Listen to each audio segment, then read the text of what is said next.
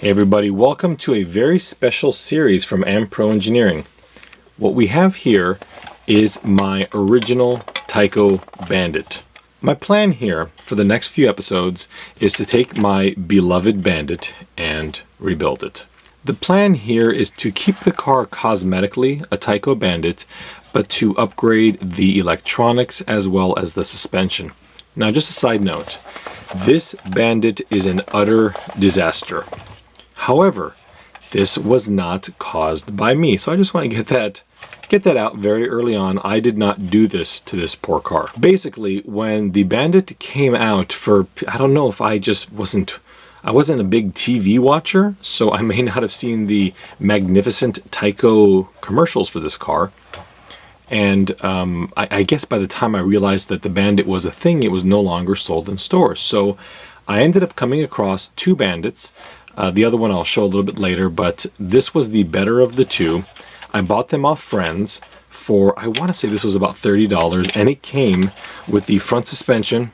You can see the towers are completely missing, and my 9-year-old self was smart enough to jam a rubber eraser right there and effectively gave the car front suspension. At the rear, it did have both rear shocks still, but one of the mounts was broken, which is very, very common on these Bandits. And so I just fashioned this little bar out of, I don't even know what the heck it is anymore. The body, as I recall, now I apologize, it's been many, many decades, but I believe the body was nothing more than peeled stickers. So I stripped it all down and I gave it this particular paint scheme, which I think my 9-year-old self did a pretty reasonable job. You are talking about a vehicle that was driven constantly here, so there is some wear and tear on the vehicle, but it's really not, you can see I painted the roof. There's really not many scratches on there to indicate that the car's been flipped over all the time, so it's not in that bad a shape. I do have the front bumper and the main roll bar here, but I'm going to omit those in favor of all of my 3D printed pieces here. In a later episode, we'll talk about these. In the meantime, I wanted to just kind of show you the overall condition of the vehicle. Body, I think, is in good shape. There is some little bit of, appears to be worse in the camera. There's a little kind of worn out area there. That's simply because of the previous owner just driving the car with the front tires rubbing on the body. There's going to be some work that needs to be done to the headlights, the turn signals, and all that stuff. The body, if we can zoom in a little bit here, is showing a little bit of wear and tear on the corners. I think that my bodywork skills are good enough to repair these. I do want to strip the entire body back down to black and then kind of go from there. I have a paint scheme in mind, which is going to require the use of my Christmas present from my mother-in-law, which is a airbrush set. So I'm very excited about that. Mechanically, the car does have an operational transmission, fast as well as slow. Both work fine. This is I want to say a second generation Bandit. This is the one that had the neon Bandit script on it, and you can tell because it has a differential. Earlier Bandits do not have a differential, and my other Bandit, which is at the office right now, has a blown transmission, and I found in many eBay auctions that it's quite common to find the solid axle Bandit and Turbo Hopper with ruined transmission. I think that's just ultimately a cause of too much stress by the motor onto the gear train of these cars here. This unfortunately is in good shape. I know that later Bandits had a very large cutout in the bed area and have a transmission with the gear select right up in here, so I don't know when they changed that. And again, this is a second gen Bandit, at least cosmetically. For those of you new to the Tyco Bandit, what we have here is a reasonable example of a first generation Bandit. This car is in pretty darn good shape. It does appear better in the images that you're seeing right now. In person, it's quite nice, but not as nice as it looks in the camera. We see here that it is supposed to have chrome wheels, front and rear suspension, and Tyco did a really, really nice job of appropriate spring hardness. Oftentimes these manufacturers of the toy I hate calling them toy grade, but the RC cars that you'd find at Toys R Us or Kmart or Target, these are in the US, of course. I'm sure overseas there are different mainstream stores that you'd find these in. Usually they'd have much stiffer shocks, and they've done a very good job with the Bandit here. Again, this does have a solid axle with no differential. This one also, as I recall, does not have, it's kind of like a Tamiya Grasshopper, where the transmission only pivots. There's no rocking side to side. The second generation, which this one is here, does in fact have some side to side movement. Now I'm pretty sure that this is intended. It's possible that this is just so worn out that it's doing this, but I find that fairly unlikely. Here is a little bit of a project Tyco Bandit here. And again, this is a second generation, so it does have that pivoting rear axle here like the Tamiya Hornet. This one here is the second gen paint scheme. It's a little bit faded, but it does have that neon-esque look that many of these cars from the 1990s did have, whereas this one here is a bit of a holdover from the 80s. The next thing I want to do in this video is take the body off and give the whole thing a good wash and assess the direction I want to go with this car's restoration. So let me pull off this body. Well, I went ahead and removed the body. I'm just kind of bagging up some of these parts. Always a very good idea to keep all the bits that you're working on. Not that anything on this car in terms of hardware is anything remote to correct. What's interesting to note is that the Tyco Bandit relies on the body for the rear suspension. Once you pull the bodies, you can see here the shocks, the spring will come out. So it's very important to look for, if you're looking for a second-hand Bandit, especially a used one, is oftentimes if the bodies have been removed, people tend to lose the springs, so it's quite common to find these with no rear suspension. This one here came with both front shock towers snapped. Now my other one has the front end perfectly intact, but on it, both rear mounts and the body were destroyed. The body is here. So both rear mounts were removed. This was one of my first ever paint jobs that I did as a youth. So at the rear, what I did is, I can see I put a spare eraser there. It's quite amusing. At the rear, what I did is I basically jammed the eraser in here so that it had rear suspension. So it's kind of odd. This one had rear suspension with actual springs. The other one had front suspension with actual springs. I think what might be best here is to rip out the electronics, because I do want to give this car a bath. And I know this car's electronics are fully operational. At least, I mean, they were, 94, 95, I would say was the last time this car was driven. I replaced this car with my RC10. However, this car still had a lot of life left in it, and one of my friends, I don't know what was going on with him, but he had thrown out this Barbie horse trailer. Well, I had seen him toss it into the garbage, and I saw that. I'm like, you know what? I think I can use that. I've got it somewhere. I've got to dig that thing back up. And I did, in fact, use that as a tow trailer for this car and the RC10. So the Bandit would tow the RC10 to the school where I would drive it, so I didn't have to carry it, because apparently the RC10 is too heavy for that. And actually the RC10 is quite a beast, isn't it? But I would take it to the school, drive it around there, and then when that died, I would drive this one right back home. Well, here is the PCB. The electronics on this car were quite good.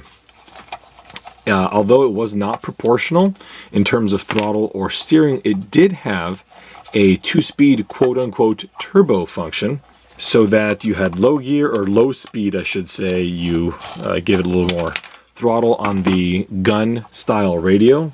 I think some of these had 2 sticks, but this particular car had a pistol grip, and the car would then go into its second speed. I cannot recall how fast it was. I remember the thing being a rocket ship, but that is also, 9-year-old me. I have no idea how fast the car actually was. Well, I think we're getting there. I may need to, let's see. It's kind of cool about this car is that there's a lot of exposed hardware everywhere. I did want to note very quickly that this car ran off of a 9.6 volt battery pack, and it had a Molex connector, popularized by Tamiya in later days. And despite this car's many thousands of battery packs that have been run through it, you can see how good a shape the connector is. This wasn't a particularly high draw current system here. I want to say that in its heyday, Brand new battery, fully charged, ran this 15-20 minutes, and this was a 8-pack of AA batteries. They were quite good quality as well. I wanted to mention a couple things while the soldering iron is heating up. Many lower and inexpensive vehicles in the 1980s had a peculiar type of steering, and I'm certainly no expert on this, but they had types of steering where, oh my god, is that a servo saver? This thing has a servo saver. Man, this was back when RC cars were good. That is amazing. I had no idea this had a servo saver. This also has a servo. This also has a motor, so this acts like a regular servo. As I was saying, this car would steer left and right, even if you were not applying throttle. Cars like the Turbo Panther, at least this one here, I don't know about later ones, this one had an electromagnetic servo, so you had to accelerate in order to steer.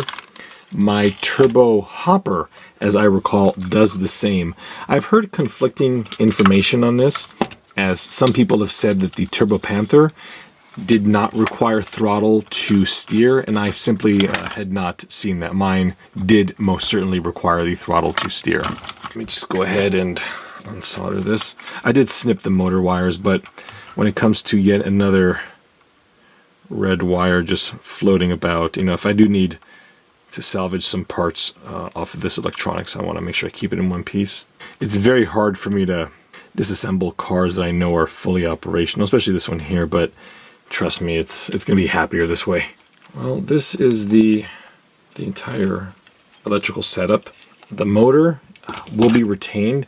What got me thinking about this build, there is a channel called the LED wheel, and I simply rather enjoy all of the things that go on that channel, but one of the things that they did was take a Tyco Bandit and modify it to modern specifications. So it had a brushless setup in the car, had new steering servo, receiver, all that, oil-filled shocks, just a really, really good job. I'm going to kind of go down that path, except I'm not going to swap the motor. I'm going to leave it as is, mainly because I simply don't want to overstress the gearbox. As it is, I'm quite amazed that this thing still ran, just given how much I used it, so I'd rather just kind of keep it that way. But I've never pulled the motor out before, so let's take a gander at what is in here.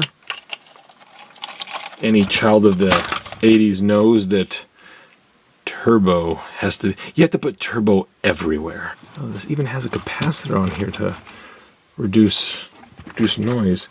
I want to say the motor is held in with this. It's never been off in my life, so I have no idea. I suddenly feel like this was a bad idea. Just pull this out. This thing's not part of it. This motor comes... Oh, look at that interesting pinion. I really would love to take this apart so bad and clean it. I don't know if that'll be possible, but we'll see. I think I have some cleaning to do. Let's remove my old friend over here. You've been a good friend. Piece of eraser. This is a very sad looking Bandit. I thought it looked bad earlier. I think it looks even worse now. Boy, this thing needs to be cleaned. All right, I'm going to go and clean all these pieces here. I know you loved that sound effect just now. That was nice. And the miracle of video editing, it'll be clean right now. That was fast. Here is the car all tidied up now. You can see that it is in fact, oh, something is coming out. Ooh. These are for the servo return here. It is black. It is not in fact brown like I had initially assumed. The chassis is in pretty good shape. I mean, there's no breaks in it. You can see I see that kind of deformation right here. That's just from years and years of just whacking this thing right in here. And hopefully I can devise some sort of method where the rear suspension will not have to be supported by the body. Possibly some sort of, I don't know, cantilever. Maybe. We'll see. Seem to have experience with that. The front suspension is a little bit worse for wear. As you can see, the shock tower, as I mentioned before, is broken. Maybe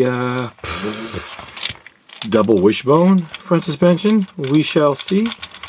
I really don't know if I'll go that crazy on this. I just want to get this thing in a nice operational point, and I don't know if I should spend years on it. What I really want to go nuts on is this body.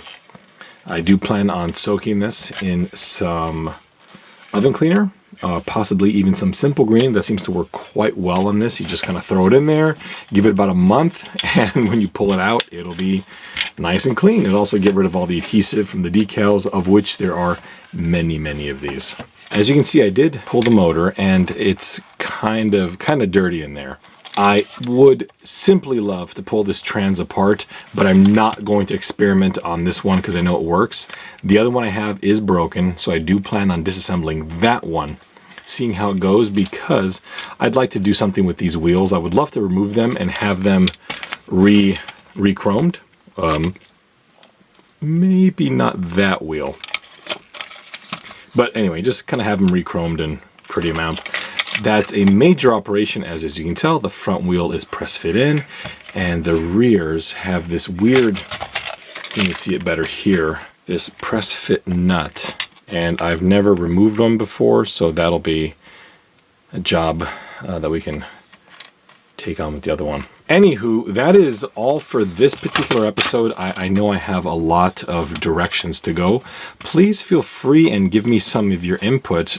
Oftentimes, the suggestions that you make are suggestions I would not have thought of. So I'm pretty open for advice here. The one thing I am pretty set in stone is going to be the motor. I don't want to have any more power on this car simply because I don't want to overstress the gearbox, so it will retain its original Mabuchi, and it actually is a Mabuchi, so that's pretty cool. These cars really were made with some genuine quality back in the day.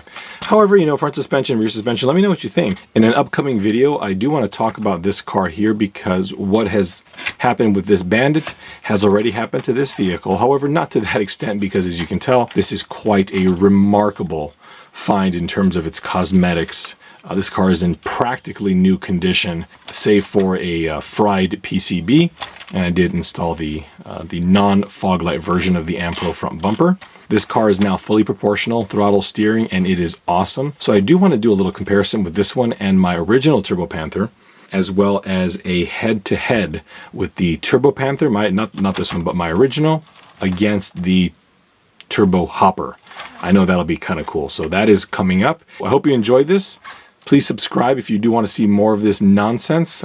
Trust me, I've got lots of nonsense coming up. Feel free and add me on Instagram and Facebook at AmPro Engineering on both. And before you take off, please check out the band Blue Pinto. They are the ones that allow me to use their songs in my video. And a link to their page, as well as my Shapeways store, is in the description. Thank you so much, and you will see these here next time.